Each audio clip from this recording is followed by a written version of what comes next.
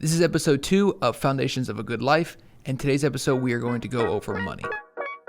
The Dear Young Men podcast is a weekly podcast that posts Tuesday at 8 a.m. Eastern Standard Time, where we talk to the 20-year-old version of myself and all the young men out there that need guidance.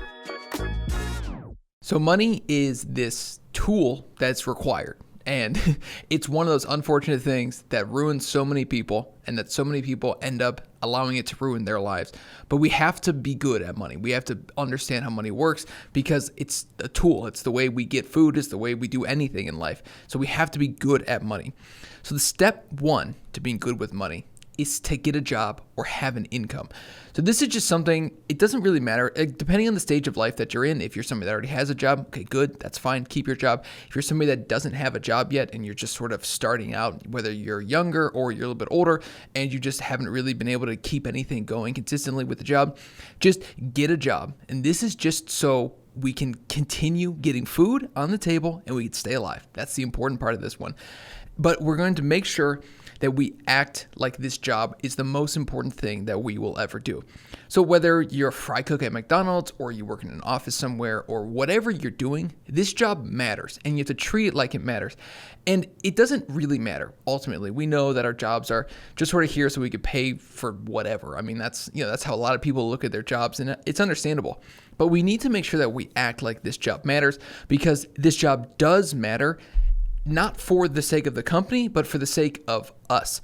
And the reason we need to take the job seriously is because when we take the job seriously, it's going to teach you to work hard, especially on things that you don't really care about. So, most people don't really care about their job, right? I mean, that's just the harsh reality of life. It's all of our managers and bosses wish we really loved our jobs. But at the end of the day, we go to a job to get a paycheck and we try to make the best of it. But we're going to act like this job really, really super duper matters, because it does in the long-term development of ourselves.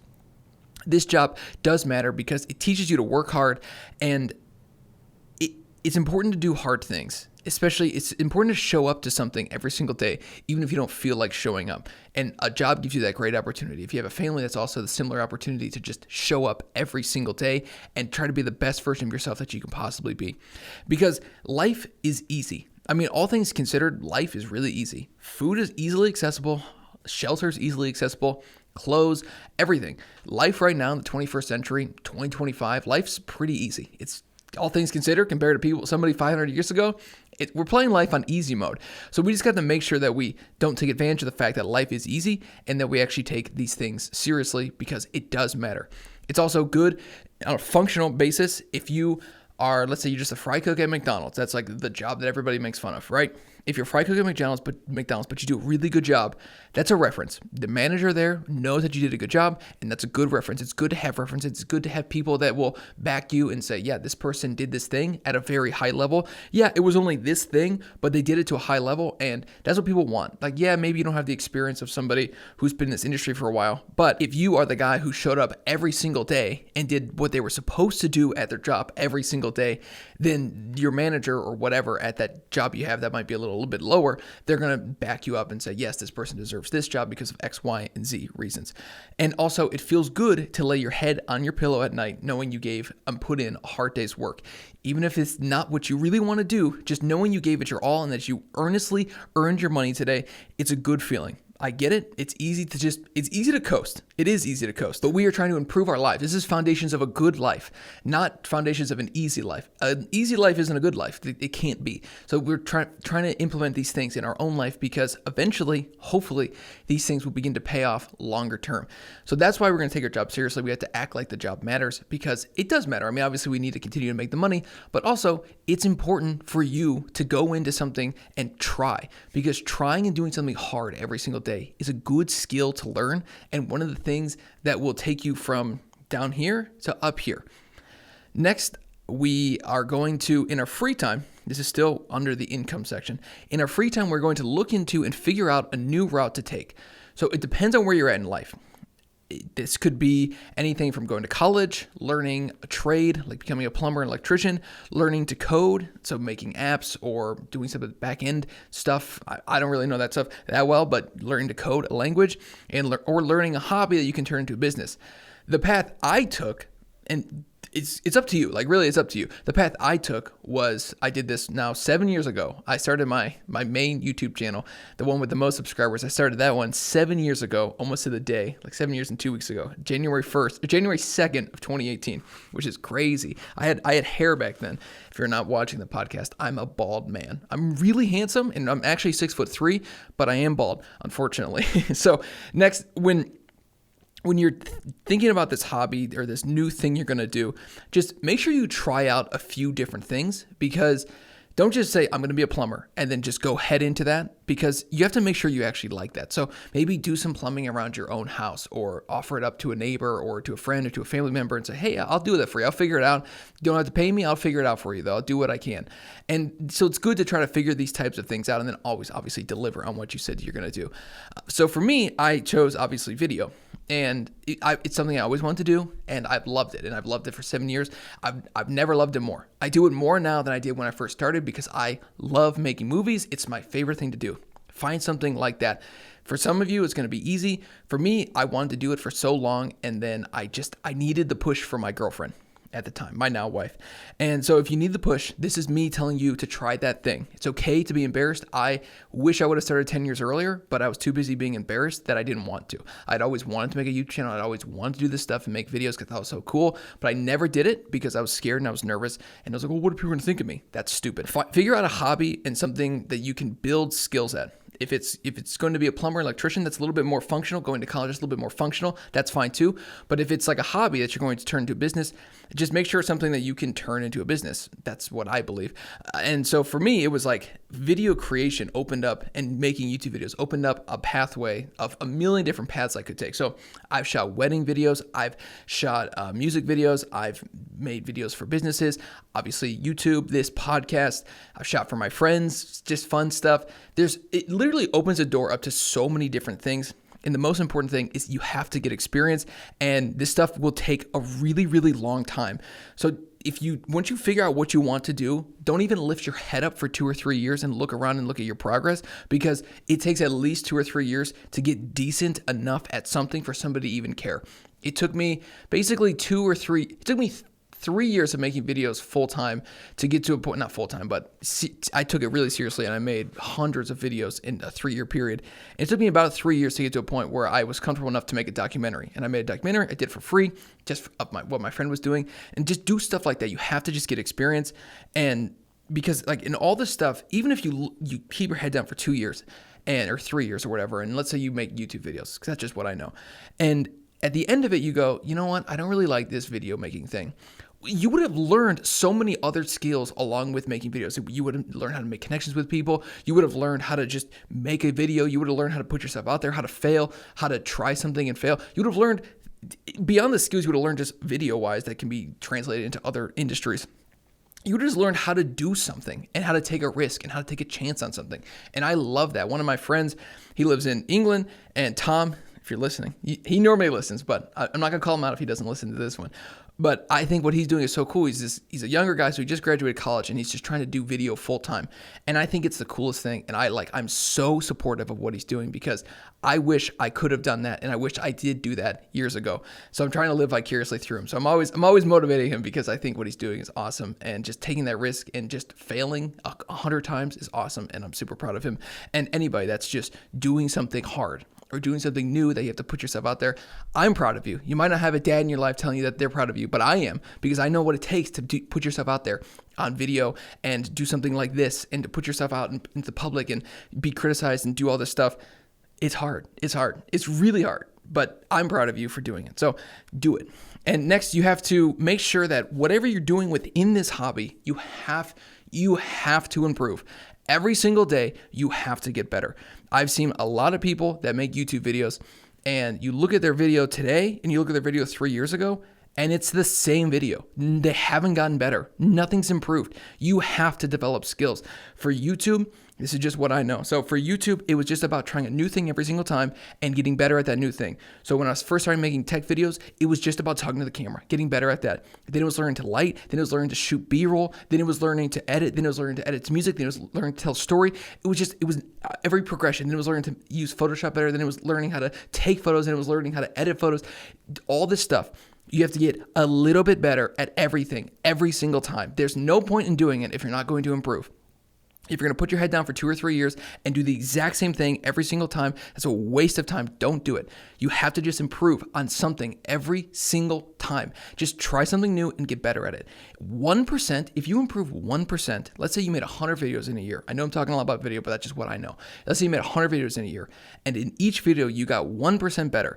Technically, you get 100% better, but that's not the way percentages work. So 1% better, and then the next time you get 1% better, you really got 1.001% better, right? So you're constantly improving like that, and those begin to really add up. So over the course of an entire year, 2 years, 3 years, you're looking at 2, 3, 4, 500% improvements where you were down here to becoming almost an expert in your field, or at least an upper level type of person within your field. You just have to do it for a long time, and you have to not keep your head down and just do it. Under the income category, there are no get-rich-quick schemes.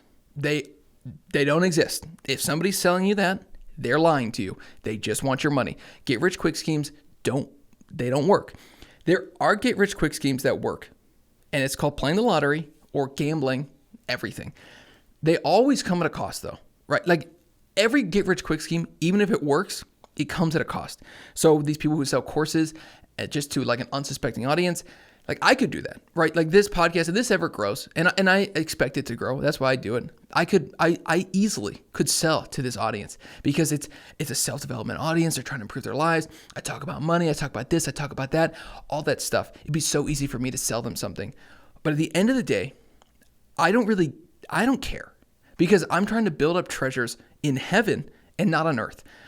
Again, money is this necessary evil. We have to have money. You have to. You can't live life without it. It's a necessary evil. You might as well be good at it, but you can't let it control your life. So there's no get-rich-quick schemes. Don't try it. There's no investment. There's no crypto. There's no this. There's nothing. None of that stuff works. If it does work, it costs you something. It always does. Whether it's a bit of your soul, whether it's the stress, whether it's sleepless, it always costs something, and it's not worth it. Get rich quick doesn't work. And getting rich quick, I wouldn't even want to. I wouldn't want to get rich. I used to say this 5 years ago that if somebody gave me $2 million, I would be nervous about what I would do about it. And I don't feel that way now because I don't have $2 million, but I'm well on my way to being a millionaire. My wife and I have this arbitrary goal of hitting it before 40. She doesn't really have it. I have it because I think it's just kind of a cool number because it's like, oh, that's something to aim for. But again, it's like, I'm not going to sacrifice my morality to hit $1 million. It's a type of thing that you just have to be good at. So just make sure that you're not falling for get-rich-quick schemes. And if you should think in your head that if this is a get-rich-quick scheme, or if this is selling me the idea of being rich, it's bullshit. And that's from me to you. Don't join any of these courses. Don't sign up for this. Don't sign up for that. It's just an upsell. They're trying to enrich themselves. It's evil. It's demonic. Don't do it. Next, money is obviously an unfortunate tool that manipulates people. And I'm going to throw some Bible quotes at you because Bible verses, because it's a Christian podcast and Christianity it's the right one. So Matthew 19:24, it's easier for a camel to fit through the eye of a needle than for a rich man to enter into the kingdom of heaven.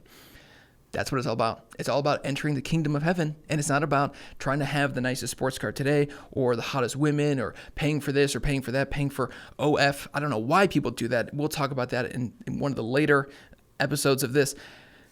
Guys, that's who this podcast is too. It's just money, wealth, fame, success, all that stuff.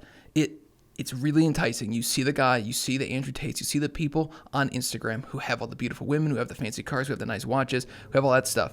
I get it can be enticing. It's not worth it. It's not worth it. It's not worth it. It's nothing. All that stuff is going to turn to dust before you can blink. This world is fleeting, but there's a world beyond this one after we die that is forever. And that's the kingdom that we're trying to enter, and that's the kingdom that we're trying to put our treasures into. On this world, you need money. You do. That's the thing, is you need money. My house, the heater just turned on in my house. The only way this house stays warm is if I can pay the gas bill. That's the reality. So just remember, it's an unfortunate tool, but you have to be good at it because that's how life works. Next, also remember this, Matthew 6:19-21. Do not store up for yourselves treasures on earth where moths and vermin destroy and where thieves break in and steal, but store up for yourselves treasures in heaven where moths and vermin do not destroy and where thieves do not break in and steal. For where your treasure is, there your heart will be also. You can't serve both God and money. That's it. You can only serve God. You can't serve both. Well, I think we have that. We have that verse in here a little bit later. But just remember, money, all this stuff, it's an unfortunate tool, but we have to have it. So let's get good at it, but let's not let it control our lives. Never forget that. Never forget those Bible verses. Come back to that if you ever feel the itch to buy the newest iPhone, the newest watch, the newest this, just to impress somebody. Don't do it. It's not worth it. Okay, next. That was income. Now we're going to talk about the purchasing of goods. What stuff can you buy during this 2 to 3 year sprint of learning how to do things?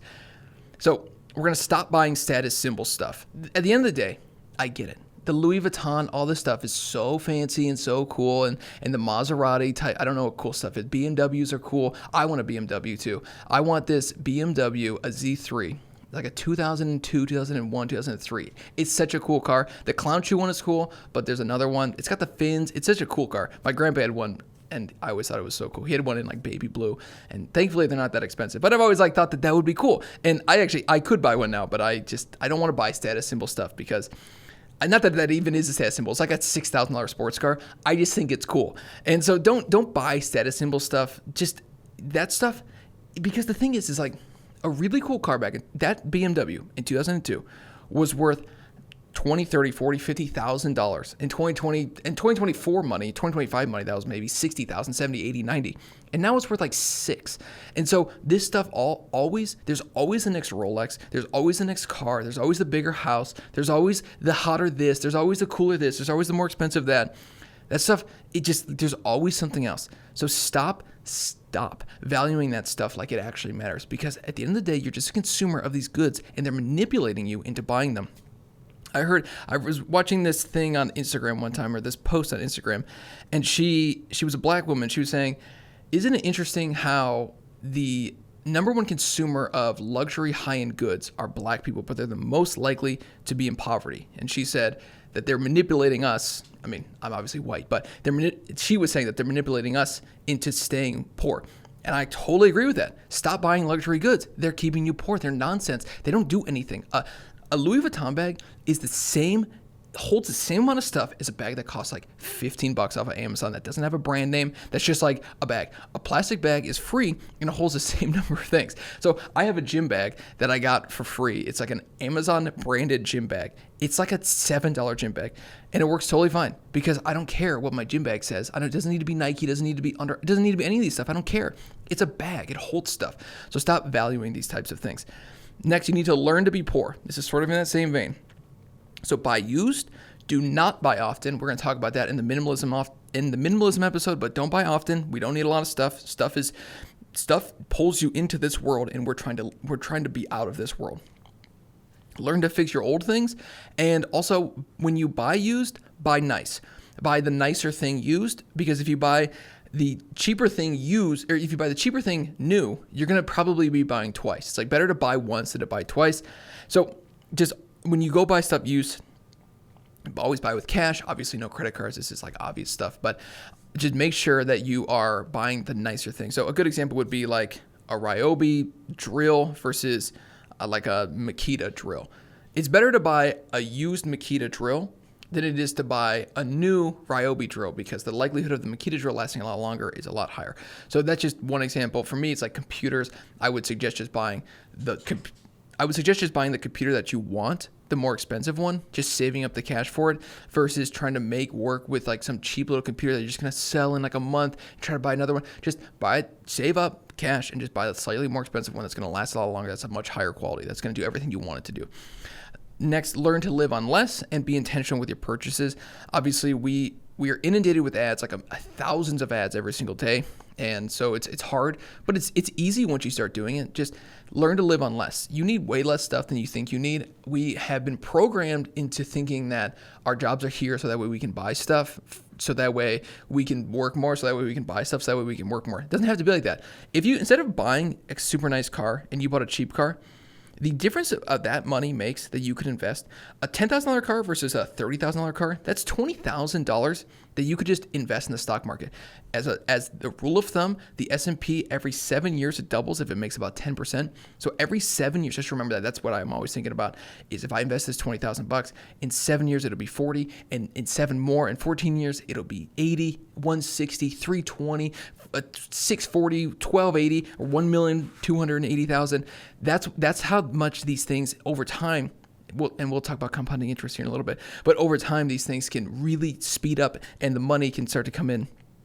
And you could really become quite wealthy and never have to worry about money ever again, which is obviously what we're trying to do. So be intentional, live on less, stop letting things control your life. Things are just things. Don't let them control your life. Same thing with phones. Don't let them control your life.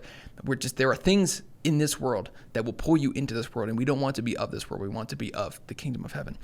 All right, so now, why are we going to do all this? We're going to wear all this cheaper clothes, buy a lot less stuff, all that crap. And it's because we're going to pay off debt and we're going to invest. Invest is way more fun than paying off debt because investing grows money, but paying off debt is the first step in being able to invest.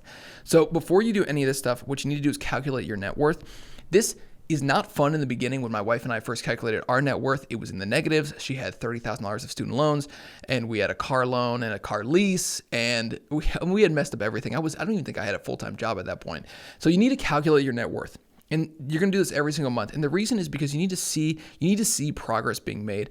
And it's not a vanity thing. You don't throw this in somebody's face and they say, oh, well, you're poor here, you're this. You go, no, I'm actually worth $290,000. Like, that's not what this is for. This is just for your own, so you can track to make sure that every single month you're actually improving.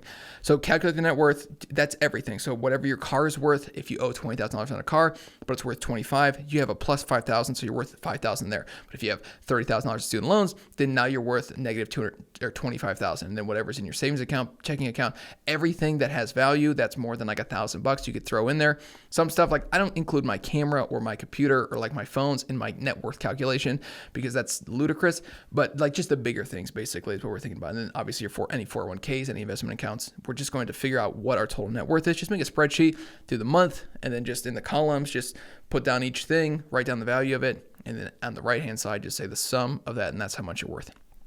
Okay, next, we're going to start paying off debt. And this is the first step to becoming wealthy, but it's the least fun part. So it's similar to like becoming wealthy in the kingdom of heaven. The first part is you have to pay off your debts, which is repenting for your sins. And we're doing that same thing, but this just means that we don't get to have fun for like a little bit. And that's okay because we're not worried about today. We're living, obviously, the benchmarks of this whole series. I have 5 guiding principles. Do hard things, delay pleasure, be perfect as your Father in heaven is perfect. Self-development doesn't make any sense. We can't do anything other than through Jesus Christ. And consistency, working when things get hard. That's like the key pillars of this whole thing, is just being able to delay pleasure, being able to think about 5 years from now and not just this very moment. It's the same thing with anything like losing weight, all this stuff. You have to be able to delay pleasure, delay gratification to years down the line. That's what anybody who's successful, we'll talk about this in another episode, but there's an experiment of the marshmallow experiment. Basically, they tracked these kids, the kids were given an option. They were given 1 marshmallow, and they said they could eat that marshmallow now, or they could wait 5 minutes or 10 minutes or whatever, and they would be given 2 marshmallows or 3 marshmallows. And the kids who were willing to wait the 5 or 10 minutes or whatever, every single one of them was more successful than the people who didn't over a 30-year period. So it does matter. Learning to delay pleasure and instant gratification, those types of things, extremely important. But the most important skill probably to learn other than praying.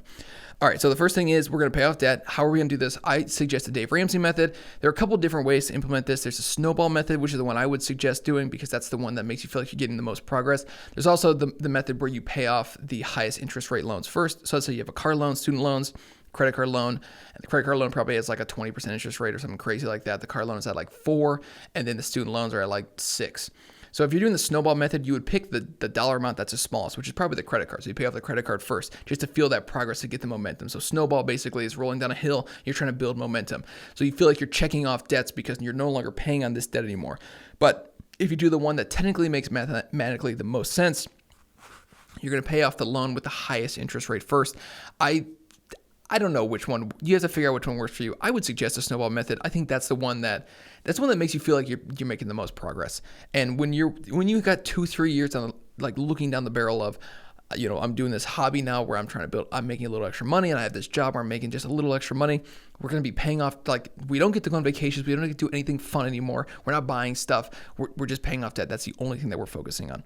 All right. So just understand this is going to take a few years because in the meantime, our income should be going up because you're taking everything seriously, you're taking your job seriously, so you're going to get raises and promotions and all that stuff. And you're also building skills that will help you make more money. So if you, my brother went to mechanic school, and I think it was like a year-long program. And after that year, his income should be pretty high. He ended up not going through with that.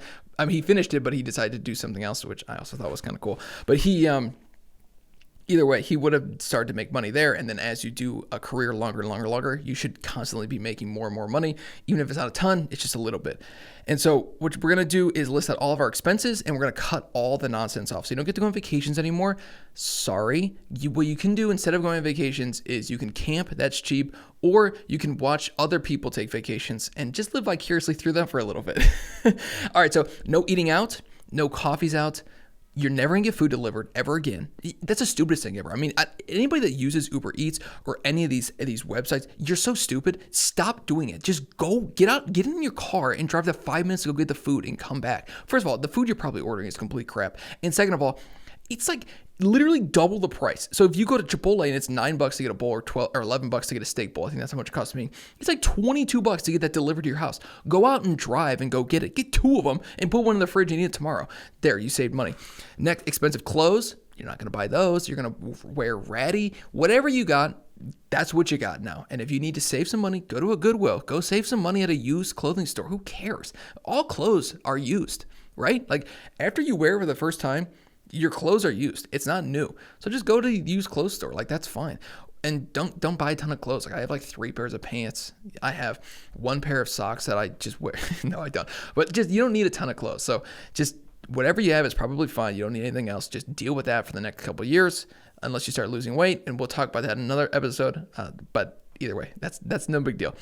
Car leases. We got to get out of our car leases. Car leases will kill you financially. They will kill you. You're borrowing a car. You're not paying any money down on it. You don't own that car. You're going to give it back to the dealership. They're going to charge you a $2,500 disposition fee. They're going to charge you an extra $5,000 for cleaning. And the windshield was scratched and you went over by miles. Car leases will kill you. Get out of your car lease as soon as you possibly can and buy a cheaper car. Dave Ramsey always suggests to buy like $1,000 car. That's ridiculous. When you have kids like myself, that's a ridiculous thing to say. It's okay. In my opinion, it's okay to take out a loan on a car that's cheaper just because it's better to have a $10,000 loan versus a $30,000 loan. So just if you had to take out a loan on a more expensive car that's going to be good for a couple of years, that's okay. Like I'm personally okay with that because you went from $30,000 down to 10 and you save 20 grand. So that's a huge thing to do. So get out of your car leases, Netflix, these types of things. Stop paying for these little services. They're expensive. Amazon, all that stuff. You don't need it. Just watch YouTube. It's free. You get to watch my content. I have watch every video I've ever made. That'll keep you entertained for like a month or a year probably. So just do that. Just do that. Not because it benefits me. Obviously it does, but that's why you're going to do it. Next, video games. I think it's okay to buy video games, but just like $70 a video game is crazy. So if you do buy video games though, obviously the $70 ones are nuts. If you do decide to buy video games, just make sure you're getting ones that are like a good value. So like a good one is the Legend of Zelda, what's that called? The Breath of the Wild, and the other one that they just came out with, Tears of the Kingdom. Those games are huge. They're 20, 60, 70, 80 hours of playtime, and you could buy the physical version used. I always buy from all my games physical, and you could buy the physical version used off of eBay or whatever, and you could save whatever, 20, 30 bucks on that, and that's like 60 hours of entertainment. Again, you're not going to really have time for entertainment because you're going to be busting your ass learning new skills and learning new hobbies, but it is the type of thing where it's probably good for you to be able to have these little outlets when you need them. And so your outlets are going to be free. So your outlets are going to be YouTube, or you're going to buy a $30 video game that you're going to make last a year. We're not going to buy any online skins or any of that stuff. That's stupid. Don't do anything like that. All right. So, and then also, another thing you could do is Libby. Download the app Libby, Libby. It's a free app that allows you to have access to your local library's like book collection. So you can listen to audiobooks for free. Great way to get free books, free information, knowledge we're going to need to learn, obviously, for whatever skill you decide to do. If it's video creation, you can watch a lot of videos, but you should probably read a lot of books about it. And that's going to be sort of the first step in some of your self-development. And we'll learn about that later. Obviously, self-development is a bad word, but you're improving of your own life. Okay, next, now that all the expenses are listed out, we're going to see what changes we can make over the course of a couple years. So we mentioned cars earlier. If you're on a lease, try to get out of it. Or if it lasts another year, that's okay. Just continue to pay it. But then at the end of that lease, make a decision. So for my wife and I had a Corolla lease. Now at the end of it, there was I could buy the car for $12,000. And at that time, that was a really good deal. So we ended up doing that. So do something like that if that makes sense. Obviously, we had to take a loan on it. But again, it's like you need a car, and the $1,000 car just doesn't make sense. You have to that never made sense to me to do it like that. So just do something that makes sense. And then also your housing. So recently, my wife and I, my big goal this year is to try to get her to not have to have a job because we have 2 kids. We want a 3rd kid. And by the time we have a 3rd kid, I'm hoping that she's not working. So we sold our house. We had a $400,000 house that we just recently sold, and we bought a place for $200,000. So these types of long-term things that you can try to do that. And you don't have to have $1 million to buy a house. You don't have to put down, I think 3.5% in America to buy a house.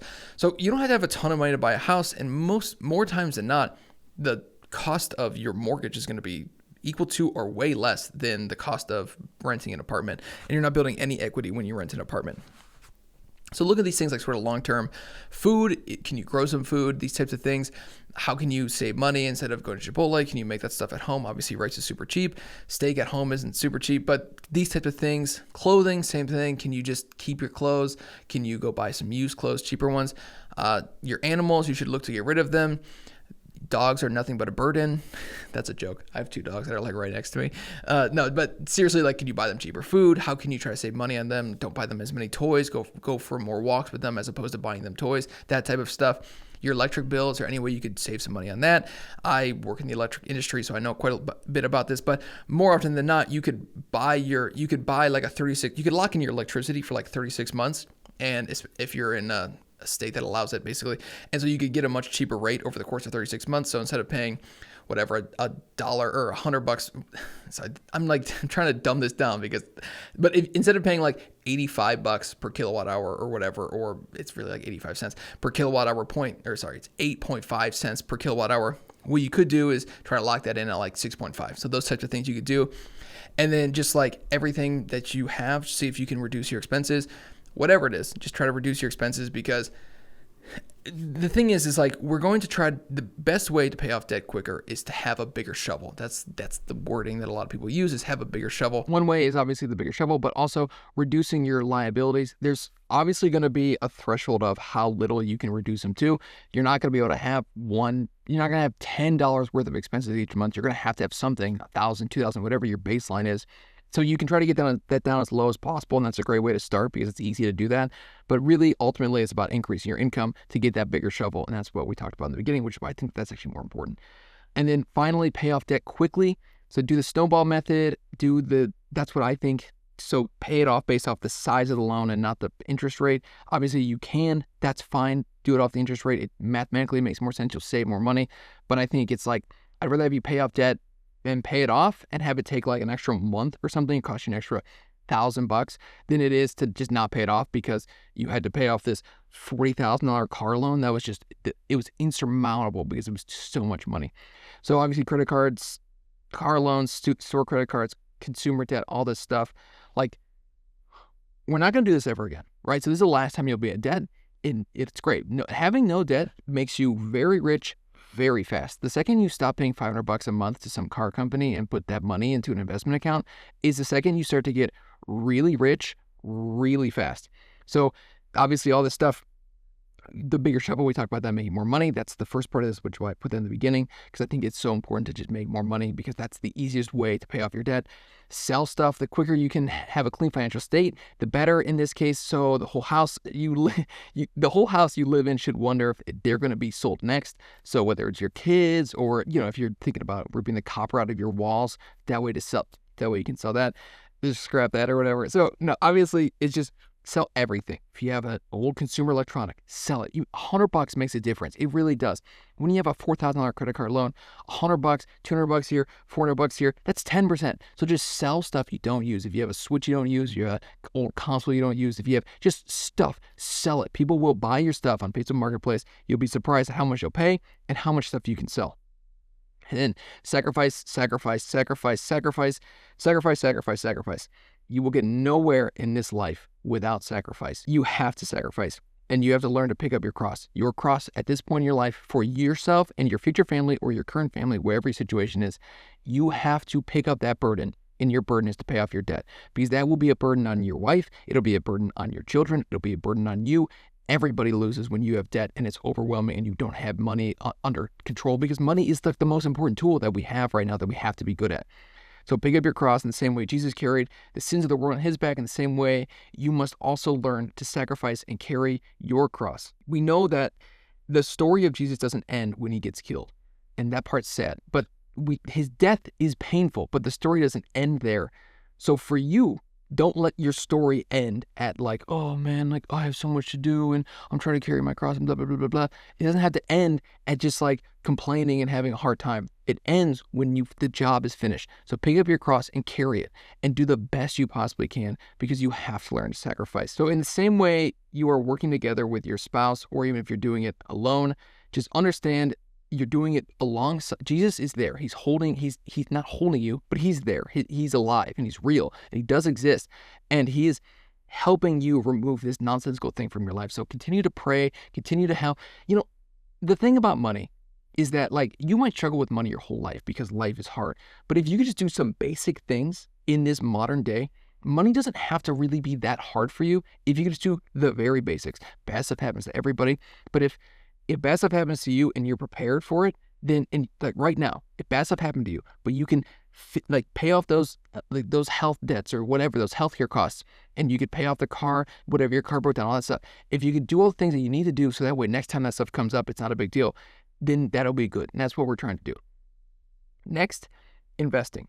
So this is the most fun part. So once debt is done, debt is the hardest part. Investing is so fun because investing is when you see your net worth go up and up and up and up and increases at an increasing rate, because the market returns on average 10% every single year. If you're afraid of investing in the stock market, don't be stupid. Every year you can look back. This is not financial advice. Look back at the S&P since the 1930s. Do the math. It's 9.9%. I just did it like a year or a half ago. The S&P on average, you have to stick through all the low days, because if you missed out on the high days, I think this number is crazy. It's like if you miss out on the 5 peak days of the S&P 500 over the last like 10 years, your investments would be like a third as high or half as high had they been if you like kept it in through that entire time. So the market swings up and down. Don't watch it on a daily basis. We do a monthly net worth calculation. So the order in which you should invest money should be as follows. Your work should have a 401k. You have to do that one first, because a 401k gets you a free 50% return on your investment. So if you make $50,000 a year and your work has a 3% match on a 6%, they match a 0.5% up to 6%, which means you would get 3%. You're making 50%, right? So you put in 6% of your income of $50,000, so that's $3,000. They will give you an extra $1,500 just because you did that. So now you've already made 50%. There's no return that you can do anywhere. Don't talk to me about crypto. I don't believe in crypto. It's not a real thing. Just all you have to do is just invest the money with your 401k, get the match. That's the first thing. Next, you need to make a decision. If you are choosing to start a business, try to increase your income, give yourself a bigger shovel after you paid off your debt. That's making you money. It might make more sense to invest in that. So in the past, I've made the decision, as opposed to investing the money that we were planning on investing for a couple months, I bought a camera or I bought a computer, whatever it is. These things make sense in the moment, because if you invest $1,000 into a camera, $1,000 into a computer, that's $2,000. Yeah, that's a lot of money. That's like 4 months of investing or whatever. But at $500. But instead, if you could take those new tools that you have, and with those new tools, you can create $50,000 of income, well, then your return on investment is much greater than had you invested into the stock market. So make that decision. But if you choose not to start a business or anything like that, and you don't need to make those types of big investments, what you should be doing is investing it into the stock market, into a mutual fund. What a mutual fund does is it buys like the 50, 60, 100, 200, 1,000 stocks. And so it'll buy their portfolio, they'll be listed out. So they're number one, they might have 6% of their portfolio value is Apple. And then the second one might be 4% of NVIDIA. And so what they do is they just buy effectively the market. So they're basically effectively buying the S&P 500. And that way everything's going to follow the market. So the market since 1930s or whatever, S&P has gone up 9.9%. Don't be afraid to invest in the stock market. If you're afraid to invest in the stock market, don't be. it can be scary if you check it every day. Just we're holding out for the long term. This isn't crypto. This is real. Like actually investing in the stock market is real because you're investing in businesses. You're not investing in some crypto. Crypto, it doesn't make sense because it goes up $50,000 one day. It doesn't make sense. If you invest into Hanes t-shirts, that makes sense because Hanes makes t-shirts. People buy t-shirts. There's a real business there. There's a real profit model, and they give you dividends, these types of things. So always just invest into mutual funds. There are a bunch of different ones. There's like FSKAX's, Fidelity's, Vanguard has one. There's QQQ. There's a bunch of different ones like that. So just look. I'm not going to tell you which one to buy. Those are just examples. All right, so now that you've done your extra investing, there's a certain point where you're going to need to learn to live your life again. And I'm still struggling with that with my wife, where we've invested so much money and it's hard for me to do anything but think about investing money because that's what we did for so long. And that's like, we grinded it for so long on that. But you need to learn to, you need to learn to live, right? So what you're going to do, the easiest way to do that is to go to the Dave Ramsey investment calculator, search this on Google, and just play with the numbers. So if you're, so I have it pulled up here, I'm 29 years old. Let's say I'm going to plan to retire at 67. And how much money do I currently have invested? Let's say I have $10,000. Actually, let's just say I have $0. How much we can contribute monthly? Well, I'm going to be doing the $300 per paycheck from my job, plus the extra $150 from my company. So that's $450. I'm going to do that twice per month. And so that's going to be $900 per month. And if we think 10%, the S&P, it's going to be, because we're buying mutual funds and that type of stuff, is going to follow the S&P 500. We're going to calculate at 67, in 38 years, we're going to have $4.6 million. It takes forever, right? Every single, like, it takes forever to do this stuff. But you can leave your children a legacy that's far greater than just leaving them like $50,000 because you were selfish and you didn't want to invest for the future. You can have money not be part of their lives. Just, they have to pay their bills, whatever. But you can leave a legacy that far supersedes yourself. My big goal is I want to invest a ton of money. And I want to invest a ton of money, and then I want to be able to donate a ton of money at the end of my life. Hopefully that investment will help change the lives of whoever, however I decide to invest it. So that's like, you have to have goals like that, and you have to have micro goals and that type of stuff. So play around with the Dave Ramsey investment calculator. It's really cool. I have it linked below on this video. Just look into that because it's a great way to sort of see like, wow, in that investment calculator, the contributions were 9% of my net worth. $410,400 were my total contributions, but the growth was 4.2 million. So it's all about compounding interest, which we will talk about here in a second. So if you have a few extra bucks to invest into something more speculative like crypto, you can, just in case. It's sort of like a fun little, I have $100 here, $100 there. I'm investing a lot where I'm comfortable with the amount that it's going to be at the end, when I'm 67 or 50 or whatever, whenever you decide to retire. You could do that. Just at the end of the day, like, I don't believe in crypto. Crypto's fake. It's nothing. Like, crypto doesn't make any sense. But just know that crypto long term, sorry, I forgot to turn my mic on. Crypto long term probably just isn't something that is going to make you a ton of money because it doesn't make sense. Anyways, never play the lottery, never gamble. The lottery targets poor people and the gambling websites target stupid people. So gambling is so funny because people do it, and I don't know why. Because the casino will not allow you to gamble if you win too much. What? That's stupid. Nobody stops you because you win too much. That's how you know gambling is stupid, because they don't let you win. Because if you start to win too much, they prevent you from winning. So don't gamble. And then there's some money rules that I have finally to end this. Rules that once you get this stuff figured out, once you pay off your loans, once you pay off your debt, once you get rid of all that stuff, you start investing money. Money is a tool. Remember that. Matthew 6:24. No one can serve two masters, for he will either hate the one and love the other, or he will be devoted to the one and despise the other. You cannot serve God and money. You cannot do that. Learn to tip generously, 20%. Always tip whenever you can. If you have a few extra bucks, tip, donate. Don't tell anybody about it though. Never, ever let your left hand know what your right hand is doing. You don't give stuff to somebody. You don't do something nice to so that way they can give you, so that way they can like reach out and say, oh my gosh, that was so nice of you. You just do stuff because it's the right thing to do, and nobody needs to know about it. If you're doing something so that way people know about it, you're doing something wrong. You're doing something in a way, it's evil. You're not donating if you're doing it. That's why I've always struggled with Mr. Beast so much, because I've never decided if what he does is right, because he displays his charity and he does help people, but he does it at the cost of informing millions, hundreds of millions of people that he does it. So I've never really figured that one out. It's not up to me to figure it out, but I've never quite figured it out. Money should never rule your life. We are not seeking wealth on earth, but instead we are building up for ourselves treasures in heaven. It is a requirement to be good with money, but having money and being rich are two different things. Teach others these lessons. That's what I'm doing. If your spouse is not willing to get on board, inform them that the vast majority of divorces happen due to financial strain. Serve God and not money by removing the stress of money from your life. Again, we're not doing this to buy the fancy car, to do any of that stuff. We're just doing it so that way we can move on from money. And yeah, we have to have a job. Yeah, we have to do this. But removing money will bring us closer to God. That's what I believe. And that's what's been true in my life. And so obviously teach other these lessons. You can't do it alone. You have to do it with your spouse. You guys have to do it together. Your girlfriend, boyfriend, whatever. Just do it together. Learn together. Do all these things together. Don't live together with your boyfriend or girlfriend, though. That's trouble. Let's see. Once you get money, do not act rich. Drive a safe car. Do not use your wealth as a bludgeoning weapon against somebody else. Like, I have all this money, blah, blah, blah, blah. Do not buy the Maserati. Do not buy the mansion. Stay humble and faithful to Jesus, because that's far more meaningful than stuff, because that mansion will be small in 10 years. That car will be slow in 10 years. That car won't be cool in 10 years.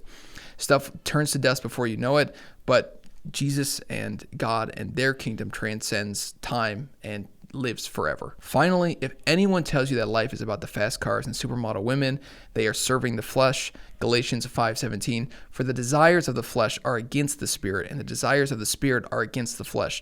For these are opposed to each other to keep you from doing the things that you want to do. If you've ever felt like, I need to do this, and I know I'm supposed to do this, but I decide to do this instead, it's your spirit and the flesh are always at war. The flesh serves Satan. The spirit serves God. You need to control the flesh, because the flesh is inherently evil. It's the one that makes you watch PORN. It's the one that makes you treat women like objects. It's the one that puts cars and luxury goods and these types of things over anything. You don't serve the flesh. You have to serve the spirit. The spirit is the one that tells you to eat healthy. The flesh is the one that takes you to McDonald's. The spirit is the one that has you invest money and into the future. And the flesh is the one that has you buy the nice car, the nice phone, the nice this today. The battle between the spirit and flesh is very real, and it's not fake. It's real. It's very real. These types of battles, the only way you're going to win this battle against the flesh is to invest into the spirit and obviously believe in Jesus Christ. And that's it. Like, that's your only hope. That's anybody's only hope at the end of the day. We have to remove this stupid money thing. And we're going to do it. There's ways to do it, and just do it, and then it's done. But obviously, the fight between the spirit and the flesh is what we're going to be talking about. We have the fitness chapter next week. We're going to talk about that, losing weight, those types of things. Everything. This whole life is the battle between the spirit and the flesh. And if the spirit wins in your life, you win. And if the flesh wins in your life, the evil one wins. And that's what I'll leave you with. Thank you for watching. This has been the 27th episode of the Dear Men podcast, but the second episode of Foundations for a Good Life. Thank you for watching. This has been Scott, and I'll see you next week. Peace.